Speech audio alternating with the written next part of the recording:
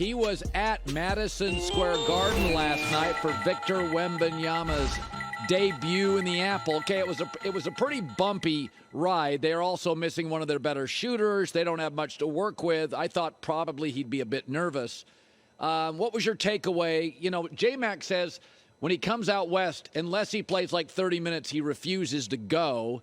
My take is I just want to see the kid on the floor. I know. That's what I said to J-Mac. Great is great. Go watch him play. Right. What is your interpretation of Wemby? Well, last night, as you said, was underwhelming.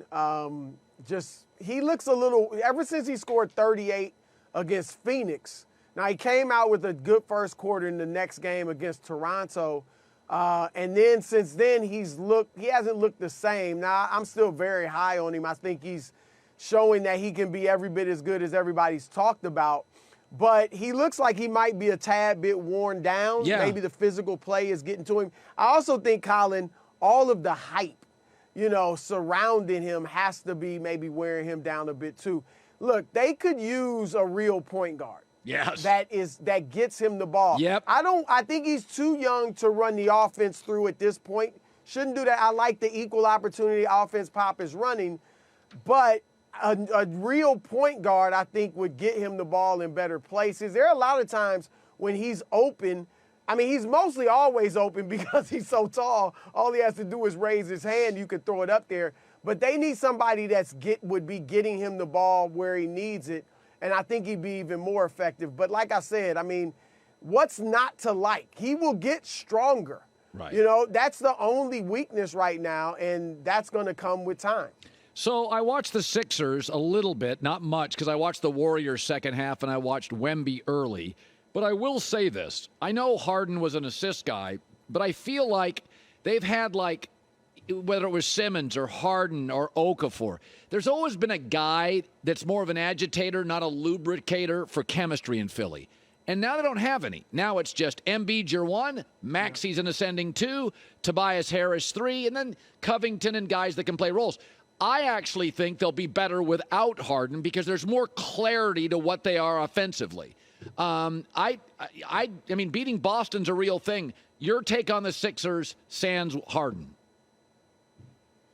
Well, I was saying, Colin, for the last month or so, before Harden was traded, that I thought they could be just as good without him as they could with him.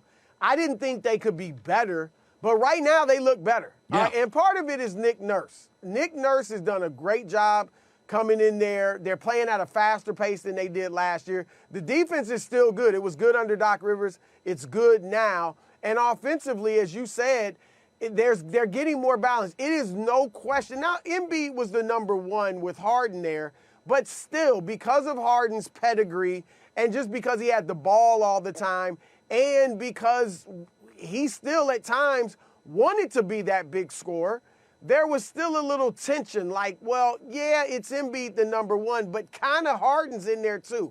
Now, like you said, it is a clear pecking order. And not only has Tyrese Maxey, who we all thought could have great potential, and he's playing, I mean, most people watching the league have known that they're not shocked by what Tyrese Maxey is doing, and he's a high character guy. But Tobias Harris, I've been saying, look, him giving you 19 a night is not a fluke. I mean, look at his history. He does that. And now you got Kelly Oubre scoring, who can keep this up too, and a nice group of role players. I still have Boston and Milwaukee ahead of them in the East. To me, Philly's a clear third, and let's see how this plays out. Maybe they can get to the point where they could challenge one of those two for the Eastern Conference title. So I'm watching the Warriors-Nuggets. The Nuggets have no bench, and the Warriors now do. People have said Mahomes has never had a better defense. I'm not sure Steph Curry's ever had a better bench. Now, because Draymond's out, Saric is starting, but Saric's size, Kuminga athlete, CP3, Moody, they're playing 10 guys, and they all contribute, even the rookie. Although I don't think they'd ever play him in the playoffs. But I watch Warriors, and I'm like, I got to be honest, the Chris Paul thing works seamlessly. Their second unit's totally legit. Yeah, I got to be honest. I'm a little surprised at how well Chris has fit in. You know, he's been a guy that's played at a slow pace, been very ball dominant. and he's fit in well, so that, and to your point, the biggest thing is when he goes to that second unit, now they are much stronger than they were with Jordan Poole, who you can see in Washington, all the silliness that he does. That was a little bit under wraps in Golden State, but still, that's what he was about. And so now they're a lot stronger in that regard. My only concern with the Warriors is a lack of size. Right. Saric has some size. He's 6'10". But I would like to see them maybe as the year goes on, just pick up a big guy, that if you need him to give you 15 minutes to bang, get a couple fouls, you've got him. But look, Denver, you saw last night they played Denver close. They lost by 3. Now, Denver was missing Jamal Murray, and, of course, Golden State was missing Draymond, so that kind of balances it out. But Draymond does a good job against Jokic. Yeah. Nobody's going to shut him down, but Draymond can make it tough on him, as tough as anybody. So I'm with you. Look, people thought their window was closed.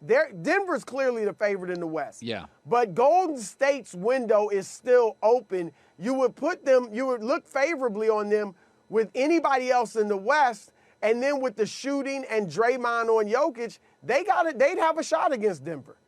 All right, Chris Broussard, first things first, Nick Wright, Kevin Wildes, they went to that game last night in New York. They were the toast of the town, not Wemby, I assure you that. It's good seeing you as always, buddy. I appreciate it. Hi, everybody. Thanks for watching. Subscribe here to get the latest from the show. Also, be sure to check out more of the best clips from The Herd or go watch a few segments from other shows on FS1.